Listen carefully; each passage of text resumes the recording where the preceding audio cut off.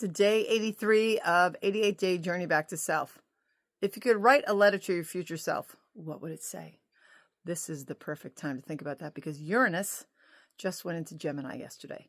Gemini is ruled by Mercury, which is the lower octave of Uranus, and it has to do with communication, writing, speaking. Uranus is lightning quick. It rules the Aquarius energy. And I am quite sure we're going to see new ways of healing, new forms of communication, things that will make our everyday more galactivated. So if I could write a letter to my future self, I would thank her for always keeping the other part of me in line and in flow.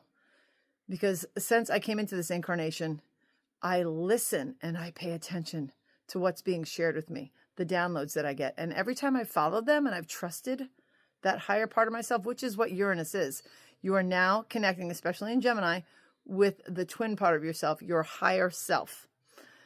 I have flowed beautifully. Things have flowed beautifully. When I don't listen, it has never been good. It's learning heart and head coherence, discernment, right? This is a time of great discernment. There's a lot happening in the spiritual communities, a lot of things being shared. What appears to be outer chaos, it's just the old systems crumbling. But our future selves is where we are headed. We're always a work in progress. There's never a finish line. Even those that we would call ascended masters on this planet, they're not done. They're continuing. Existence never stops. It can never cease to be, and it can never stop evolving. So it's just like another rung on the ladder, if it would, you want to call it that. This is just a beautiful time. So our future selves are going to be very galactivated. For those of us awakening, it's time to step more into the fullness of who we are.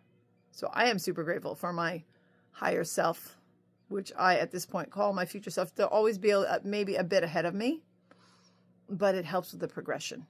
And we are in a highly charged time. So really important to ground yourself.